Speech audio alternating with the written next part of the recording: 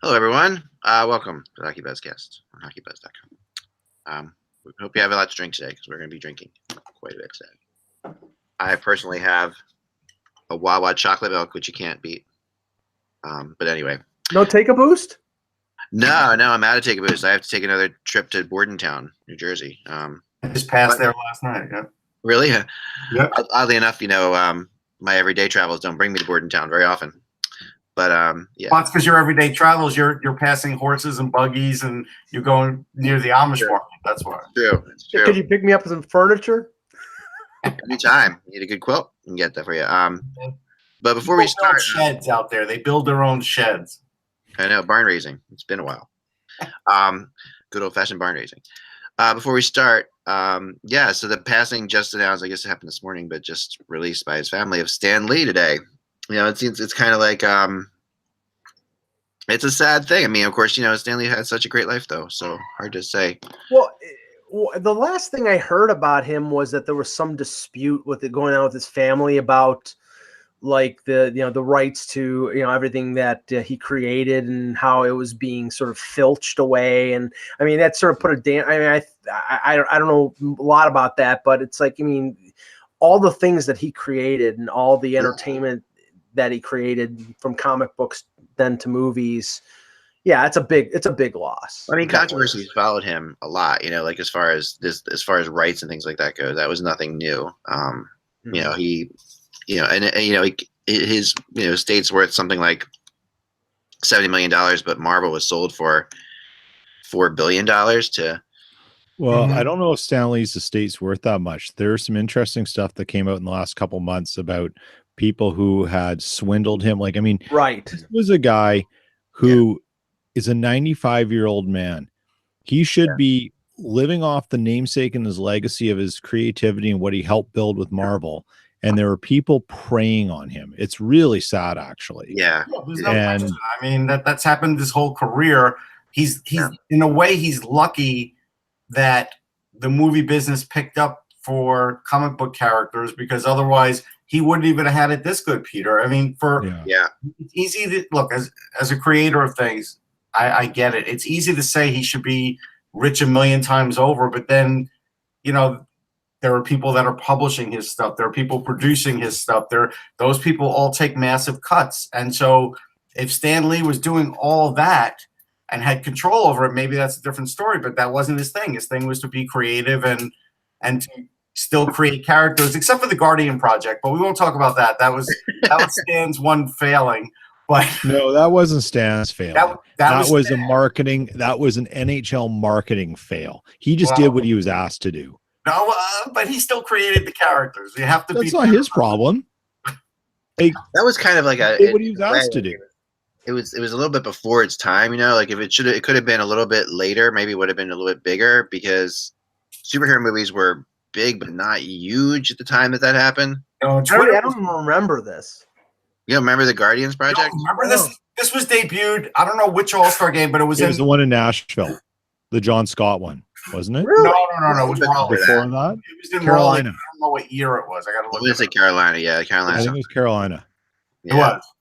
And because I remember I was tweeting about it because I was just like kind of like shocked how bad it was.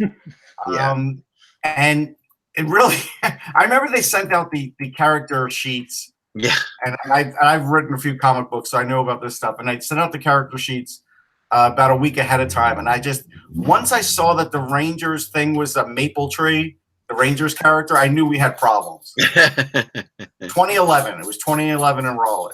Okay, I missed that.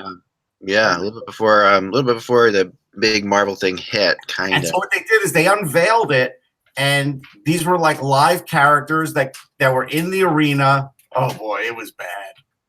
Yeah, it was different. Yeah, I mean, it was like I don't know. You already have mascots for teams, so it's like Yeah, let's not go down that road. I know. Let's not go down that road. The great gritty. I've got it behind. I've got my gritty shirt hanging behind me there. You can see.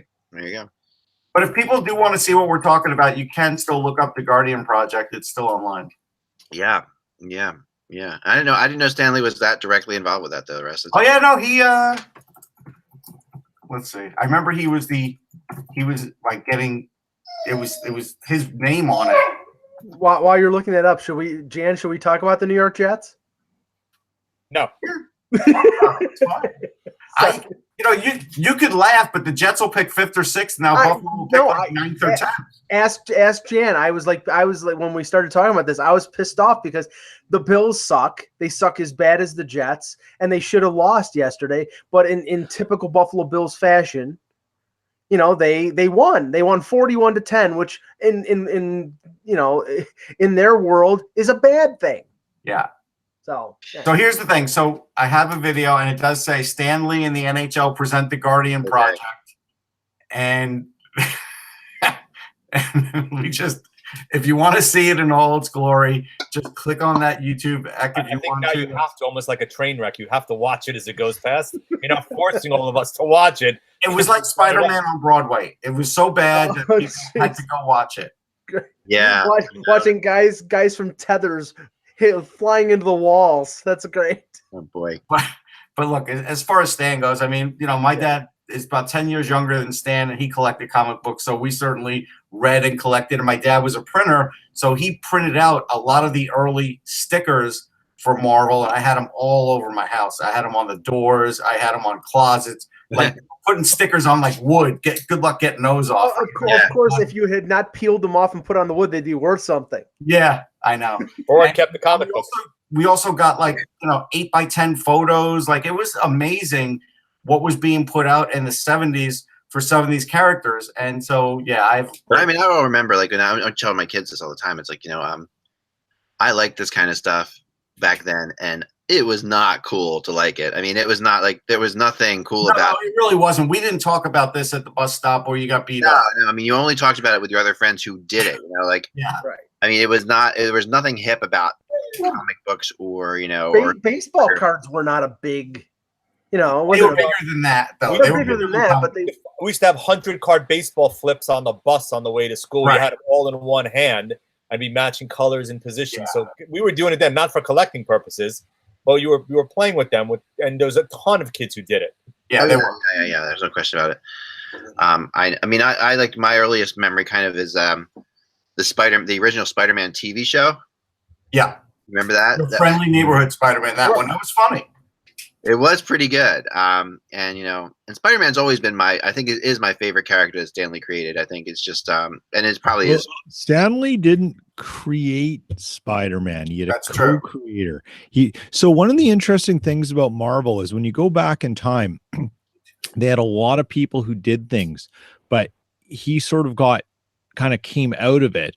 And the guy who was the co-creator of Spider-Man passed away a little bit. There's actually a documentary on him. I'll tell you what it is, because someone just pointed this. It's on YouTube, and it's called In Search of Steve Ditko. Okay. Who he co-created Spider-Man, and he recently passed away. So, this is it's a different thing, right? And how it all fits together. And I think the interesting thing though is Stan Lee managed to get the Marvel universe to the next universe of distribution. And that's the thing that I think most people will remember him for, is that all this wonderful universe that he helped form and nurture and allow to prosper in the creative process, which is Marvel Comics, which is so vastly different than any other comic book sort of business and universe, is something that's now kind of carrying on to different generations because of movies. And if you're a purist, maybe you don't like that because the stories are a little different. There's a thing, but that's what he's going to be known for. But, and this wouldn't be a buzzcast if I didn't do a 6 degrees of separation for Russ. And my mom's neighbor is a movie producer and first director, and he did the first 2 Fantastic Fours. So I am 1 degree from Stan Lee. It's pretty 2 good. degrees, sorry, my mom. Anyways, Lee's good. His daughter was in the movie. She was the flower girl in the second one when Reed Richards and Susan Storm were getting married, which was both of those were filmed in Vancouver. Yeah, I mean, look, in the old days, comic books were comic strips, and nobody thought of them as movies, and they did tank early. But I have to tell you, in the '60s, they used to show on in New York on PIX. They had a string of Marvel shows, and but the animation was barely moving animation at that time. So you were really dependent on the story and the dialogue and the intros, and they actually were good. And stuff was like, that was probably when I was about 10, so stuff coming out was already better than that. But the stories and things were so well developed and produced that I still watch that too. Yeah, that's really funny. We should get started. Let's get started. That's really good. Well, anyway, let's get going here. Do we know what order we're going to do here? Jan goes after me. I give up. Okay. One of those bones up top. I don't know. She knows you're here. That's the problem. Sounds good to me. All right, here we go. Hello, Hockey World. It's Monday, November 12th, 2018. I'm I'm Michael Agello. I'm Dan Levine, who may throw Matt Barkley over the wall. I'm Peter Tessier in snowy Winnipeg. I am Thor. And I'm Eklund, and you're watching the HockeyBuzzcast on HockeyBuzz.com. This is the podcast that comes every Monday through Friday at this time to fill you in the comings and goings in the hockey world. And before we get into, well, I guess we got to get right into it. There's a lot of Nylander stuff happening this weekend, right? And so you can all drink out there, but we're gonna get on to other things, I promise you. But we have to discuss this first because the December 1st deadline is coming. It's the 12th now, and so it's Christmas. Yeah, right. So yeah, we're like 18 days away from it, roughly. So and Starbucks has still not gotten rid of pumpkin spice. Yeah, Sons of bitches. Yeah. So I mean, at the end of the day, something's got to give with Nylander, and yes. This weekend it was the weekend of the mainstream media guys coming out and finally saying something, and it was first was Elliot Friedman, then it was Pierre LeBrun today, and I wrote about this and took a lot of heat for it, but I mean, this is not news so much as the idea of what is essentially has gone on here is they have been talking trade for a while with Nylander. It is not as if this is sudden. I love the way Friedman put it. They're interested in listening to what teams are willing to and are not willing to trade. It was a very awkward sentence. Well, that's what I was saying. It's like they were softening the blow for Leafs fans. Eck. It was ridiculous. Now, go ahead. Question: who signs first, Le'Veon Bell or William Nylander? Yeah, I mean, I think Bell has to. So you gotta remember, and I called my blog yesterday Tea Leafs, which I thought was a fun play on words, but because I always get ripped around here for Leaves or Leafs. Leafs, I put Tea Leafs. You put Leafs. Okay, for the Leafs thing, that's good. Yeah. There you go. So, but the idea is, that this is. They have been talking. It would be irresponsible to think, or ridiculous to think, that 30 other teams have not been offering trades for Nylander. I mean, that's absolutely happening, and that the Leafs are not listening to them. It's not like Leafs saying, "Oh no, we're not going to listen." That's happened as well. So when something happens like this, when Friedman comes out and says what he says, it's a message in a couple different ways, and it's directly from the Maple Leafs, basically, which is in the same with Pierre LeBrun. Well, I don't know about that act, but I will say the way Elliot worded it, because he said, other teams tell us who you won't trade and extend formal offers. Now, by saying formal, that means that connotes that they have made offers in the past. But right now, it's at the point less than 3 weeks before the December 1st signing deadline that you're saying to teams, okay, enough with the pussyfooting around. Make us an offer here that we can, bat back and forth and decide what. Yeah. I mean, I really think it comes down to two things. I think when you put something like this out with Elliot Friedman, who's got all these Twitter followers, and when Pierre LeBrun has got all these Twitter followers, you're basically putting out a memo to the rest of the league, and you are putting a message out to the teams that you're currently talking to that you don't like the offers. Well, Eck, it's the worst kept secret in the world that they're with Nylander. I mean, everybody knows that right now he's the only restricted free agent unsigned. It's Toronto, so it's going to be mentioned every 5 seconds. It's got to get done. And a trade will happen or what have you. And I still think it's actually going to get done. I think he's actually going to sign there, but I think that the way this is playing out, and I'd actually talked to somebody who surprisingly said, he thinks it's going to be a long-term deal and just for less money than people are expecting. Well, the Nylander might be caving in a little bit on this thing. Oh my God. Go ahead, Russ. Go ahead. I was just going to say, look, I get it. Like Friedman and those guys have to be a little more calculated than someone like me because I don't have the followers. They do. They have the exposure. I get it, right? But we've known for at least a month that this thing is far, far, far apart.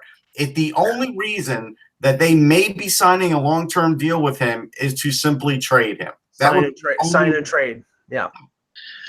But let me just say this because I just wrote something and posted it on Hockey Buzz. There are three scenarios that play out here. Obviously, they keep him past December 1, and he doesn't play for the rest of the year. Probably plays in the KHL or the SHL or someplace like that. That's one. The second one is they sign him, and the third one is that they trade him. In all three of those scenarios, Kyle Dubas has to win. He has to have a positive outcome because if he doesn't, it has ramifications down the line, especially with Marner and Matthews next summer. If they keep him past December 1st, they don't trade him in a deal that they will regret, like a Adam Larson for Taylor Hall deal, but they lose his services and he, loses $5-6 million and he doesn't play in the best league in the world for an entire year. You don't know what kind of developmental effect that'll have on him as a player. Contract wise, it's got to be beneficial for the Leafs. If it's a Pasternak deal or something close to that, I think the Leafs can live with it. If it's a bridge deal, which Nick Kyprios talked about over the weekend, and he's asking for $6 million for 3 years, that's Artemi Panarin money. He's nowhere in the same stratosphere as Artemi Panarin, so that's a loss. But there's no doubt that's what he's asking for. Right. Yeah. Right. But here's the thing: how many trades have we seen at this time of year where teams are desperate enough to pony up what the Leafs will want for Nylander? There is the problem, and this is why Nylander. Russ, tell me when is the last time we saw a trade of this magnitude? The Matt Duchene deal that happened last year. But that had been going on for a long time, and Matt Duchene was under contract. Yeah, Kyle Turris got signed, and then they traded him afterwards too. Who? Right. Who? Turris. But they got routed. But that was part of the Duchene deal. That's the only one. No. He's talking about the original deal. The Turris deal. Original holdout. The original one. Yeah. Yes. That was a long time ago. That was a long time. So that's how long it goes. It's and that's also a team with a totally different MO at the time than what the Leafs are. The Leafs can afford to sign Nylander. The Coyotes didn't want to because they just didn't want to have that kind of money as cash flow on their books. But can the Leafs afford to sign Nylander? That's where I don't think they can because I think when Todd Cordell put up the hot stove question for us, and it was about this, and in the comments I put in, once they signed Tavares, Dubas knew he had a tricky situation going on, and there's a trade-off for that. Someone then said, well, in 2 seasons, the Leafs have $30 million in cap space. Well, they do right now, but not in 2 seasons they don't. So what, like the argument is hollow, because the only thing that will save the Leafs if they do keep Nylander and find a deal with them is if the cap goes up a lot and the Canadian dollar is not rising, and that's, you've got 6 teams that generate a ton or more revenue when they aren't paying in US, when the Canadian dollar is up, and that affects the bottom line. Right. And the other thing is why, sorry, I just totally lost with the Canadian dollar. But the other thing is why should any other NHL GM throw a lifeline into the Leafs right now? They want to help the player. They want the player. They want the player, but I go back to point A. Yeah. What team is desperate enough to throw the Leafs a lifeline on this that needs him right now? There's 5 teams that are desperate. As the key for you moving forward. Rangers, Hurricanes, Panthers. I don't think the Hurricanes are desperate. Philadelphia, Anaheim, Minnesota. Yeah. I don't think Minnesota's desperate. No, I don't think Minnesota is either. Anaheim is. I agree with Anaheim, the Rangers. I had them on my list. Anaheim. I mean, the Islanders. Anaheim is sort of my dark horse because it's like when you've got Fowler, you've got Lindholm, you've got Montour all locked up long term. You've got Jakob Larson, you got Pettersson. You know, you're loaded on defense, and you can't score. And your core guys like Perry and Getzlaf and Kessler are all 30 plus. You got Silverberg, who's a UFA.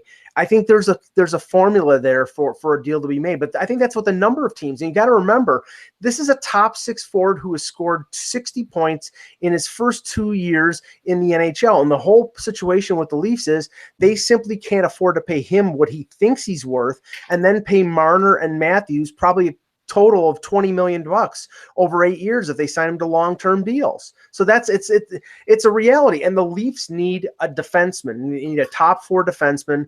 And even if they sign him to a bridge deal or a long-term deal, this is delaying the inevitable. William Nylander will be traded. Here's the thing, Peter. Carolina, who started off so hot, has 47 goals on the season. Mm-hmm. They're as low as Florida, and New Jersey's 2 behind them. And that's desperate at this point because they had all these grandiose plans. Look how we started. Look how great things are. They're back to not being able to score again. And scoring is as much a premium as a top 4 defenseman. And some teams may see Nylander as a center. Some teams might. Why is Dundon going to trade one of his cheaper, stably priced, cost certainty defenders? Mm-hmm. Because he's to still take on Nylander, who we know he wants $7 million more. Because you need offense. Yeah, because you need to score goals to score. win. And he also Dundon also wants to make he wants to make a splash. He still does. The publicity. The Carolina is definitely about publicity down there. There's no question about that. Now I heard Dougie Hamilton's name come up this weekend, and it's interesting because obviously that's a dream scenario for Toronto, but and most people are like, why would Dougie Hamilton be traded? But at the end of the day, Dougie Hamilton has been traded quite a few times now, and you always wonder about a player like that. And I think Dougie Hamilton is straight up a great guy. I've met him, I've talked to him, I don't have any issues with him. But it's really bizarre to me how easily he's been traded for the amount of talent he has, and the fact his name came up again. That's the kind of trade that the Leafs want to make. Well, yeah, I seriously doubt Carolina has soured on Dougie Hamilton after. It's not a matter of souring on Dougie Hamilton when you're making the trade. Right, but Justin Falk is likely not getting you William Nylander. Is not getting you Nylander. Right, Hamilton head up might get you Nylander. It's probably going to cost you. I think no question he gets a Nylander. And if it's Pesce instead of Hamilton, then you're probably having to trade another young piece on top of that deal because Pesce had an injury. I don't know what the injury is though. I think that there's a definite risk of over evaluating what you're going to get for Nylander at this point because his value is falling. That's baloney. No, it's not. That is total baloney. It's not. How's it any different than a trade deadline asset when teams are overpaying at the trade deadline to get somebody that they think is going to be the key piece to moving forward? To say there's a date. There's a trade deadline's in March. December 1. The trade deadline's in March. That's the big difference. You're only getting him for part of the year. He could be a rental. If you're talking about a player like this who is who's not going to be a rental, he's a player you're going to be signing. You're going to be talking to sign. But so his value shouldn't be dropping. But the difference here is that if this was a player that you couldn't talk to, then maybe the value would be going down. Nylander is a restricted free agent, so teams have been able to talk to Louis Gross, his representatives, about what it would cost to get him signed. So I'm telling you, if there's a trade, it's not going to be a situation where Nylander is going to hold out with his new team. In about 5 minutes after the deal, a new contract. I think he's already talked to teams. I think. I think they already have had discussions about how much he's going to make. But that being said, when I see these things come out with Elliott Friedman, when I see it come out with Pierre LeBrun, I ask myself, how much are they really getting in a trade for Nylander? They're always looking to maximize what they can get. Of course. If what you're saying is the case, then it's a smart tactic because you may be getting deals that you can accept, but if you can get a team to blow you away and throw you like a kid who's a first round pick who you really like, why not try to maximize your return? Okay, but let's use a scale here. Let's use the starting price of what the cost of Alex Galchenyuk was, who by the way is 8 points in 9 games. Right. You're talking about a similar point producing guy. Mm-hmm. And he's a top liner on his team, and a center. Could be a top liner on a bad team as well. and a center, at least right now. He is. Yeah. And they got Max Domi. Right. And Domi's been a godsend for Montreal, considering now for a team ideally, I would have thought that the Habs would have liked to have gotten a defenseman for Galchenyuk, but because their defense is not great. Well, but they tried to do that. It was problem child, quote unquote, for problem child. Galchenyuk had him panned out like they wanted him in Montreal. Right. Domi clearly needed to change the scenery from Arizona. They traded each other's issues, and both of them have played well in the new locations, which is exactly what you want to see if you're making a deal like that. Right. Yeah. Yeah, and it's specific. I mean, it's very, very. That was a specific deal. You're right about that, and as was a bit of Duchesne. Duchesne was a little bit of that too. A little bit of Duchesne obviously wanted out of there. And Turris couldn't get the long-term extension from Ottawa. And ask Ottawa now if they wish they made that deal. Of course. Well, they would like their first-round pick back. I'm sure. Yeah, we all thought it wasn't a good deal at the time they made the deal in terms of what they gave up. Yeah, they gave up a ton, and now they're really paying for it. Mm-hmm. No, I think I think that people are overestimating. I have a feeling that Leaf fans are going to be very disappointed about what they get for him. I really I say that based on reading the tea leaves in this thing. You don't go out of your way. You're going to go out of your way to make this a bigger thing. Like, you don't go to Elliott, you don't go to Pierre LeBrun, you don't do all this stuff if you have a deal or you're close to a deal, because what you do when you do that is you really do risk anything you currently have. And if you're willing to risk anything you currently have, that means what you currently have is not very good. I honestly have to say this though. Anything the Leafs do is news. So it may not be the fact that they're trying to get it out there just to drive up the price. I mean, they do the wrong thing in a center ice celebration, and it's a scandal for 3 months. This is Toronto. Everything is news. No, of course, and it's Canada, and there's a lot of pressure on Hockey Night in Canada for them to have something interesting to say. I know that. LA Freeman comes out on Hockey Night in Canada. He's got to have something newsworthy, but he got permission to say this before he did it. Before he said it, because whoever his source was, sure. And that is new based on how Toronto has been dealing with this till now. They haven't been that free with that kind of stuff. Well, because because Lou Lamoriello is not the general manager anymore. It's not like not like the CIA and the KGB in the 1950s. It's a little more free in terms of information. Well, until now it hasn't been. I mean, until this weekend it wasn't. I mean, you could get information about this, but only from other teams involved. But that's when Carolina, you see a rumor of Carolina or whatever, it's coming. I'm telling you, it's coming from Carolina. Right. This is the first stuff this weekend that came from Toronto, which makes you think that Toronto is unhappy with what they're getting offered.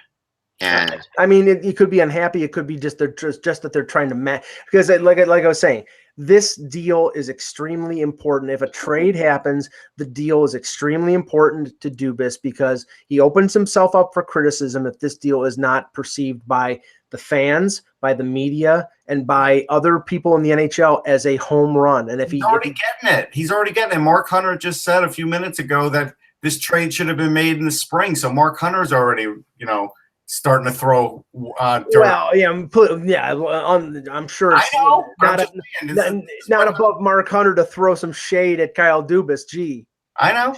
What a shock there. And I'm not saying you should put a lot of stock in it, except what Hunter did say is that, hey, he's a top-end player, and everybody knows that, and that's the key here. Right, and that's somebody that he didn't even draft. Right. All right, well, we'll see. I mean, we'll see how it plays out. I think that I think this is going to play out relatively quickly. I don't think they're going to let this go much. I mean, they can't let it go much past American Thanksgiving, but I think they would like to get it done before that. I don't get the sense they want to have it, because when you get closer to that deadline, it really does affect his value. Because I talked to somebody last week, and we were just like throwing things back and forth regarding Nylander, and looked at the Leafs schedule and the fact that they're on the West Coast this week, and he said that would be the absolute perfect time for if there is a trade for it to go down, because it's a situation where they would handle it on a conference call, and it wouldn't be a big press conference type of thing, and it would make sense. The time frame makes sense, and where they are makes sense. So if I put a little bit of stock in it. There's no guarantee, but I have a feeling that if something does happen, it'll happen in the next 7 days. That's I'm not guessing. It's just a guess, folks. Right. We have gotten word finally that Joel Quenneville is ready to come back as soon as possible. We weren't sure about that originally. Kind of figured. We guessed at that, but it's good that he said that. Yeah, he said it. He's ready to come back now and play and coach. I'll bet $5 on St. Louis. I mean, he already knows that there's 2 or 3 spots that are warming up for him, so he does know that. Yeah, and it's early enough in the season that if you jump into someplace, you can really make an impact. Like if you're in November. Russ, do you think? Because I just heard on the afternoon show that there's starting to be a few little sneaks out there that Randy Carlyle might be in trouble in Anaheim. Do you think Quenneville and Anaheim would make a bit of sense? I do. They've got a strong defense. He likes a strong defense. He would walk in there and he would have a lot of weapons there. He's got a goaltender in John Gibson. So yeah. Yeah, no, he's been very, very good. That's for sure. So I think we'll see something very soon. That's as much as an endorsement Eck could ever give John Gibson. It's more than he's given other goalies in the league. I'm not a huge Gibson fan, but I think your that future starting goaltender for the U.S. Olympic hockey team down the road, if we have the Olympics, that John Gibson. He will be. Of course he will be. And I'm just not a big fan of him. I'm not. I disagree with you, Eck. I'm sorry. I don't know. Some goalies I just don't. I don't like Hallebuck either. So he's another. We've got. Must be something about Americans. Jesus. No. And it's funny. It's not about Americans. It's not. Definitely not. But you are running out of American goalies, though. That's the problem. No, I am. There's Carter two Hutton American possible goalies for the Olympics right there, right? For sure. So no, and I think they're both good goalies. I just don't think they're both great goalies. But we'll see. We'll see. I could be very wrong. He's playing incredibly well, and he's one of those goalies that does play better with more shots. Which we're seeing, which is good. I don't know. I think, but that'd be the backhanded compliment right there. Yeah, I guess so. It's been a long weekend, but I guess Peters, I get it. Let me bring something up. All right. That's close to home. And I know I wasn't as vociferous as you were, Ak, in terms of your prediction of the Sabres' return to glory, but I thought they were going to be better, and they've played much better so far this year. They're Eichel's playing really well. They had an exciting game on the weekend where they came back against Vancouver and won in a shootout. And I was talking to somebody up in Toronto regarding the Sabres and the fact that they did not expect Jeff Skinner they expected him to do well, but not as well as he's doing right now, to the point that, they would have to sign, realistically to sign him to an extension. The whole plan was probably to trade him at the deadline and recoup a first-round pick and something. And now, he's scoring, I think he's got 12 or 13 goals playing with Eichel. And, now what do? You're having success. You're challenging for a wild card spot. And the problem is he's going to be the number 2 free agent in the market. Erik Karlsson will be the number 1, and he'll be the number 2. Yeah, and you're talking. He could get more than Evander Kane got from San Jose, which was $7 million a year. So you're talking 7.5 or $8 million a year. More than a point a game right now. If he keeps that up, he's getting more than Kane. Jan, would you like the New York Rangers with the boatload of cap room they're going to have next summer to go after Jeff Skinner? No, I want Artemi Panarin. That's who I want next year. Panarin will be the top. He's had the concussion issue in the past, and you have to discount a little bit because of that. I would think that Panarin is clearly the number 1 option. And if Skinner's had 30+ goal seasons in the past. It's not like he's not a known commodity. He's getting a chance to play with Eichel, which clearly doesn't hurt after they finally moved Sheary off that top line. So he's going to score regardless of who he's playing with there, even if it's Middlestat, once Middlestat wakes up. So it's going to be interesting. I personally wouldn't go for him, but I wouldn't have an issue if they brought him in, because we talked to before, scoring is a major commodity. A lot of teams need it, and he's one of those guys that have been a proven goal scorer in the past, and they're not easy to find out there. He's scoring better than Panarin, so we just have to say that. Yeah, he is right now. Not by a lot, but he is by a little. But I do agree, Mike, that they were not. The intention was not that he was not a long-term solution, and even based on what they gave up for him, you knew he wasn't a long-term solution. They gave up. They knew that they couldn't sign him. I got the impression that they in that trade that they tried to talk to him ahead of time, and then Carolina just said no one's going to be able to sign him. He's going to go to become a free agent. Yeah, Carolina got a rental return for him. It was just a 1-year rental. They got barely that. Yeah, but now he doesn't get enough credit, but he has 216 goals already. Oh, I know. He's 26. No, he's a good player, and he'll. But I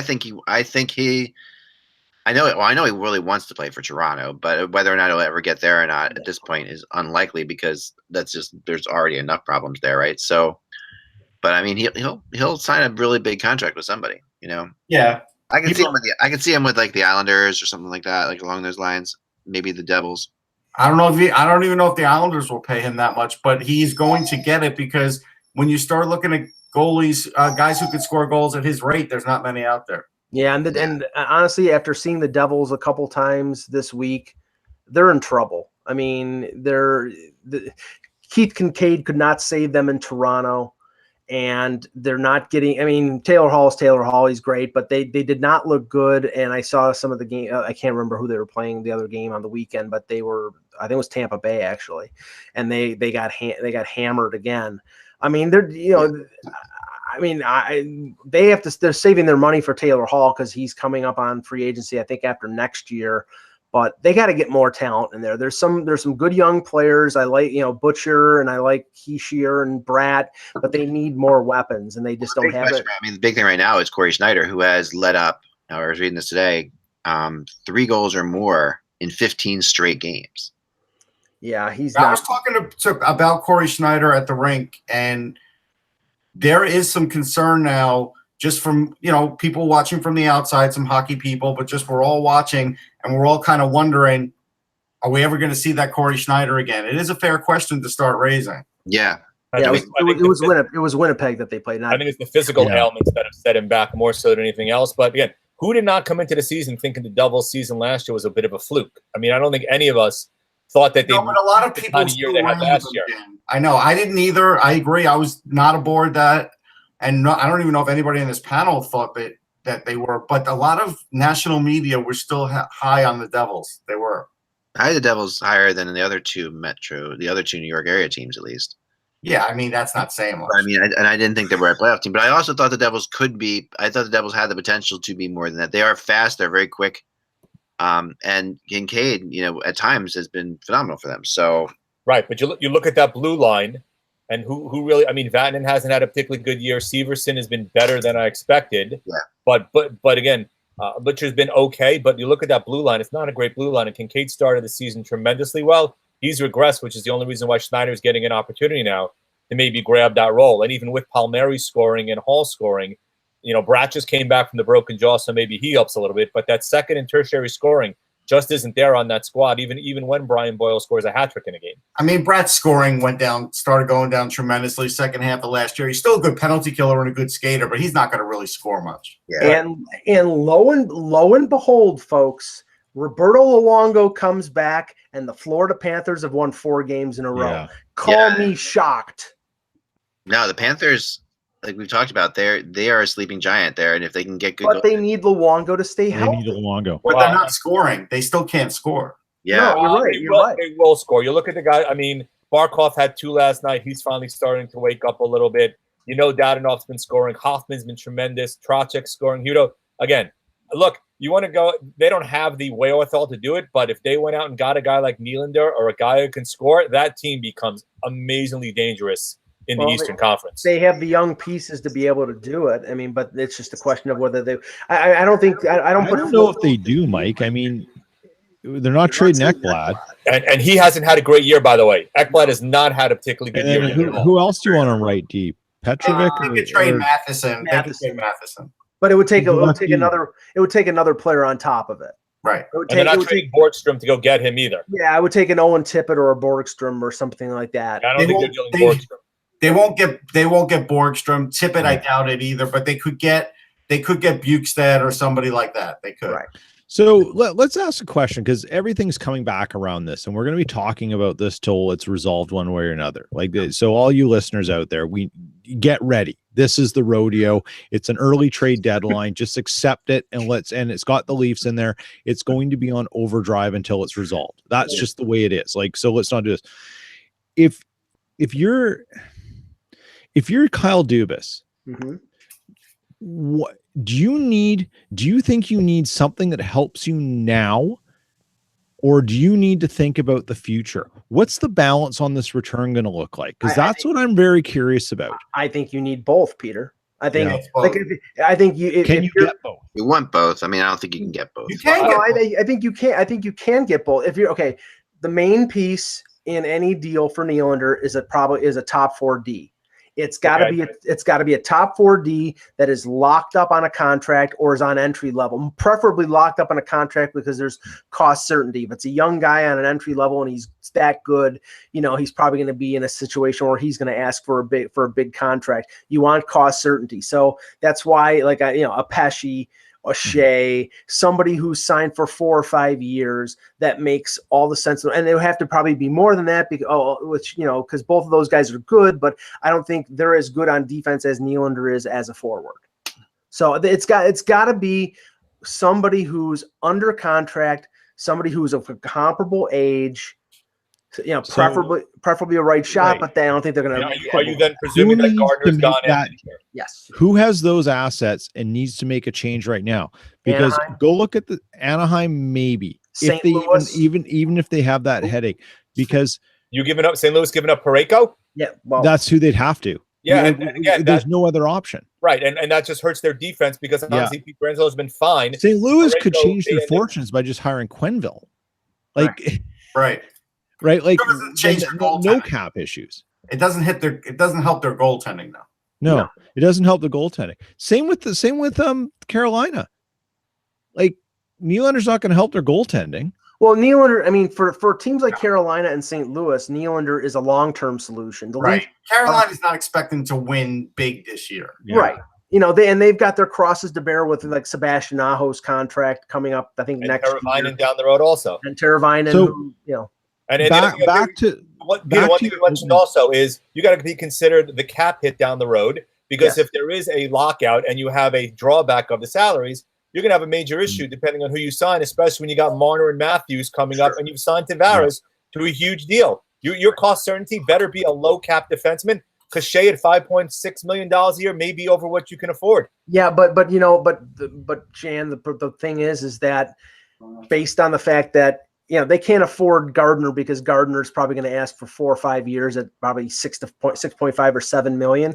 So if you lock in somebody like Shea in the 5s, I think they can work around that. It's just somebody who they can't deal with in terms of if it's a defenseman that's making 7 or 7.5, I don't think they can deal with it. We lost Dak here for a sec. Sorry about that. So here's the other thing, Michael. I mean, you got a lot of blue line help you're going to need, because honestly, we got 2 guys locked up, and the rest of them with Hainsey's going to be gone after the year, which is maybe not a bad thing, but you're going to have to add at least 2-3 guys, and depends on how much cap room you're going to have. Yeah, and not to make this all Leafs all the time, but they have 2 first-round picks who they've taken in the last 2 years, who they expect at least one of them to be on their roster next year. So, but I have to touch on the LA King. They should have picked Doug Hamilton. Right? Well, yeah, I mean, Doug Hamilton should have been at least first-round pick. Well, he was, except it was picked by Peter Chiarelli in Boston. That was part of the Sagan deal. Thank you for the reminder. My computer blew up when you guys said Parayko.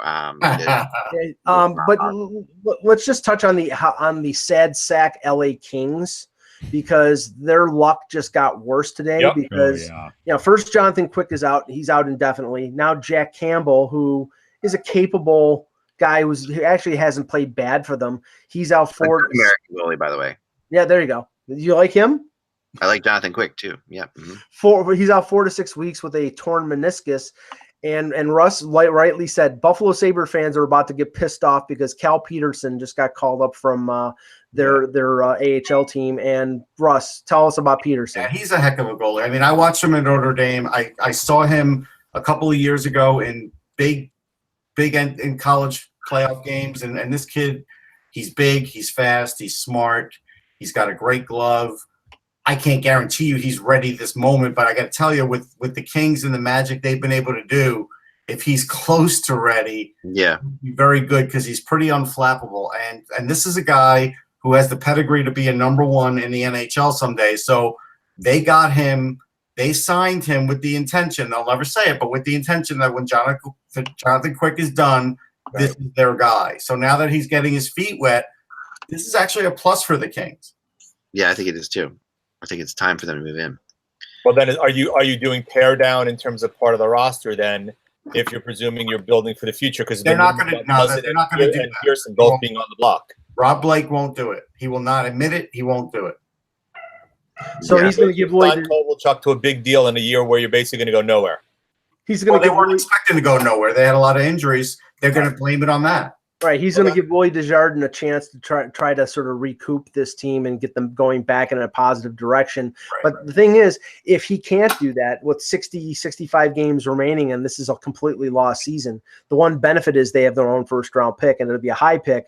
But they're going to have a real tough time clearing out that roster if they want to sort of reset, because you got a bunch of long-term, expensive contracts, and I don't know who's going to line up for Jeff Carter. Or Carter, they will. Yeah, but at a discount, like, I mean, that they shave a couple million off his salary, something like that.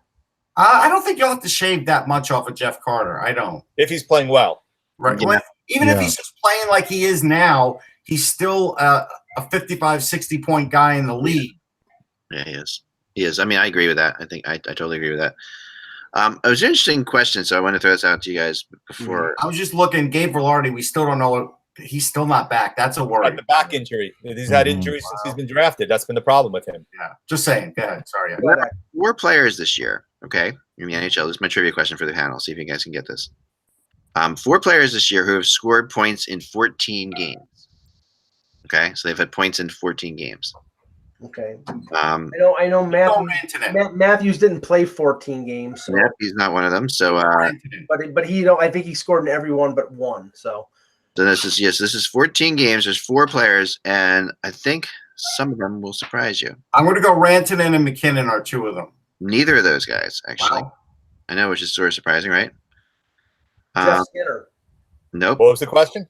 So the question is, 4 players in the NHL this year who have scored points in 14 of their games.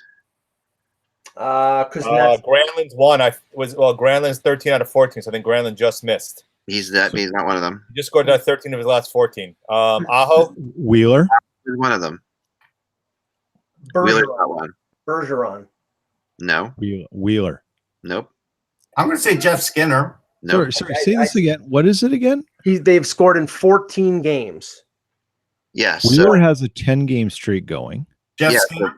But nope, not Skinner. Definitely not Skinner. Okay. Some guy named McDavid, maybe? McDavid is one of them. Yes, that took a while. But yep. Mm-hmm.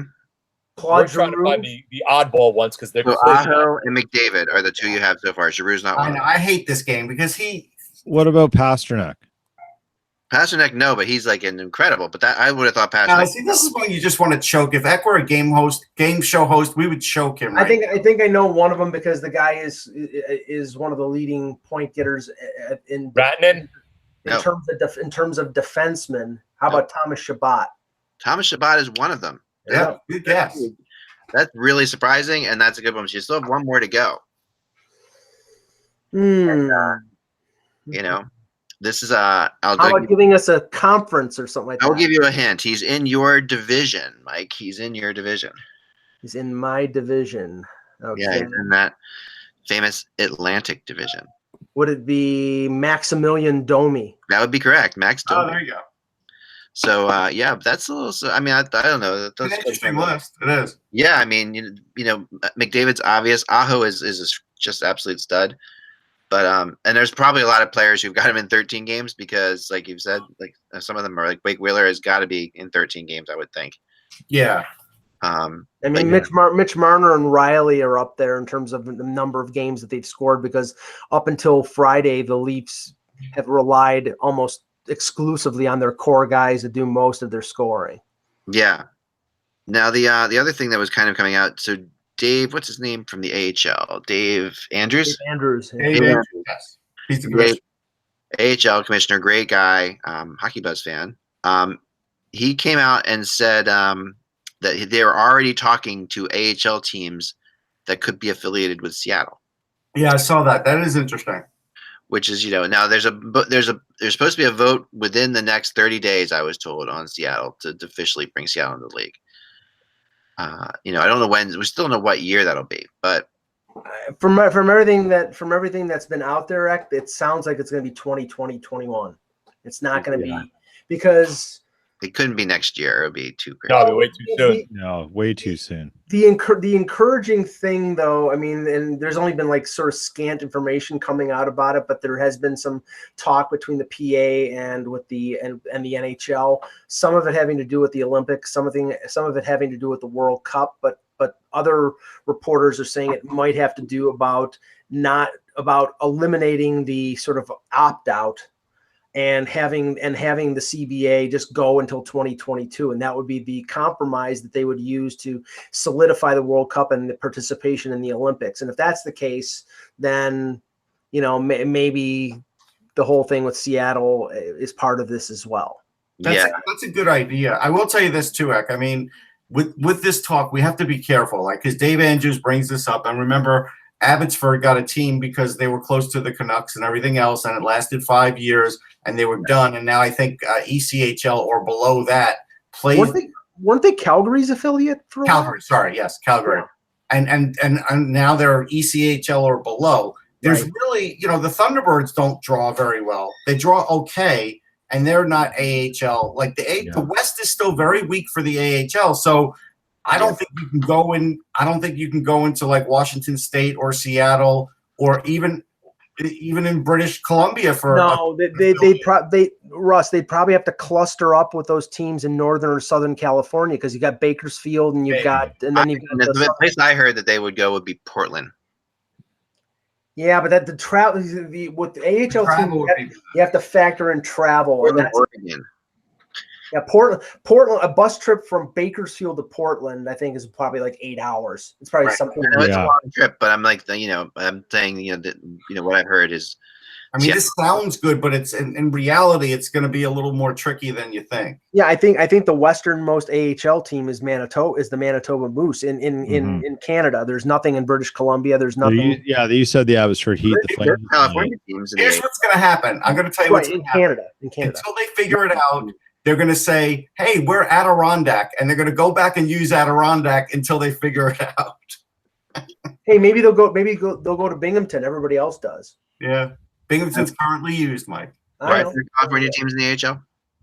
What's that? Aren't there California teams in the AHL? I thought there were. Yeah. But I was saying that they have a cluster of teams in Northern. Right.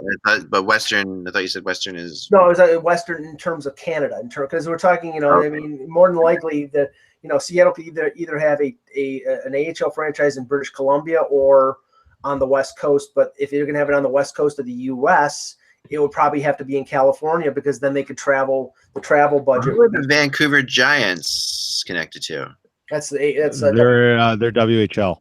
Or WHL, okay. Bakersfield gets $5,400 a game, just as an example. The Vancouver Giants do pretty well, don't they, Peter? Isn't that a pretty good franchise? The Giants? Yeah, they've had their ups and downs. But they do well. They play in the old Canucks building, the Pacific Coliseum. Yeah. And then there's so the Abbotsford Heat did okay, but they have a really goofy financing thing out there where they got a sweet lease deal. And again, it's one of those things, but there's a venue out in Abbotsford that holds, I think, 7,500. It's perfectly great for AHL hockey. It's just there's no one near them. And I'm wondering, Peter, whether, I mean, because remember, a lot of these teams a lot of these teams that were Western teams had Eastern affiliates, like LA had Springfield for a while. Yeah. The affiliate for Vancouver is Utica. That's got to be tough when you're trying to call up somebody on an emergency recall. So, maybe it'll be a situation where there'll be a number of teams that will move to the West Coast that are Western Conference teams, if that's a shift that the AHL wants to make.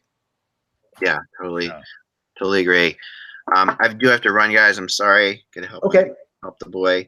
But but thanks, Jan. Thanks for jumping on. Yep. We'll talk to you guys soon. Okay, but we'll just finish up as soon as Russ gets back here. Maybe we'll take a question or two from the chat room. But Concussion. I'm back. let's talk the concussion. And Russ, check the chat for a couple for a couple questions. But the concussion lawsuit, from what I understand, the settlement is for, I think it was $19 million. Yeah, I just pulled it up. And the thing that's really interesting is it basically does not set a precedent in terms of the NHL having any kind of responsibility for the concussions. So this is not something that could be laid at the feet of the NHL in future decisions. At least the way, as an amateur lawyer, I'm interpreting this. I think it's a home run for the NHL, Peter. This isn't just a home run. It's a walk off. It's a grand slam in the World Series after in the 12th inning on the 7th game. I mean, it's ridiculous. The interesting thing I think about this, and if there's a representative and someone representing the players and stuff, this is a large amount of money. It's not NFL hundreds of millions of dollars of money, but it's a large amount of money. If it's only $19 million, what the interesting thing is it says more than 140 players, right, and it could be 22,000 up to 75,000 is what's in the SportsCenter article I just read. Mm-hmm. What I don't understand is why not take that money and hold it in trust and give all these guys an annual amount paid monthly, so you don't go and below it. So make it like literally a retirement plan. Yeah, but I'll tell you why. I can give you the answer for that. There's two reasons. The first thing is, but the first thing is if it ever turns into an Enron, then the league gets killed, so they don't want to do it. The Players Association doesn't really want to do it, and there are some players that probably can't wait that long. That's probably the reality. Yeah, nobody wants the responsibility to handle it. I don't think that's a big handling thing. I think you've got to look at this as 22,000 is nothing in terms of your overall welfare for the rest of your life. You can't do anything with it. So, but you were getting nothing a good column today on ESPN. So I'm going to read this paragraph because it covers some of the stuff that you guys have been discussing. Right. So the settlement calls for payment of at least $22,000 for settling plaintiffs and settling unfiled claims. Besides the cash payout, the NHL settlement involves neurological testing and assessment for players paid for by the league, as well as an administrative fund to pay for the costs and up to $75,000 in medical treatment for players who test positive on 2 or more tests. The settlement also calls for a common good fund that would support retired players in need. That would include players who did not participate in the litigation. The NHL also agreed to pay almost $7 million in plaintiff legal fees. And even if you factor all of that in, it's nothing. Yeah. It is a pittance by comparison. But you have to look at it. Jen, I agree 150%. Russ, compared to the NFL, the problem is, A, it wasn't voted as a class action. Once that happened, a lot of the negotiating power they had was gone. B, the NFL had the big weight of a lot of the stars behind them who were willing to put their name associated with it. The problem with the NHL, and you know this as well as I do, they view themselves as the farm boys coming from the farm, and therefore they'll stick together and they won't rock the boat. And in this case, the big boys needed to rock the boat. Well, I get what you're saying. And the problem is, if the NHL getting away with the fact that they knew nothing and the stuff that Bettman said is horrific and embarrassing to the sport and put the sport in a horrible light by comparison, especially when you compare it to the NFL. Listen, I disagree. I think these people had nothing, so at least they are getting something. Is it an ideal? Well, but Jan, up until this, they got something. Good. They got something. Russ, they did not get a fair and equitable treatment. At least can we say that? I'm glad they got something. By comparison from what should have happened, testing and all those other things are very important. By the way the league handled this and the manner in which this was handled overall, and the fact that they still won't admit that there is at least, if you don't want to say there's a causation, there's a correlation. It doesn't matter if they admit it, Peter. They're giving money and they're putting in a program, and something has been done. It's still better than nothing. Part without a lawsuit, and should have done it to begin with. It only matters in terms of what they agreed to, what they settled for, in terms of future lawsuits.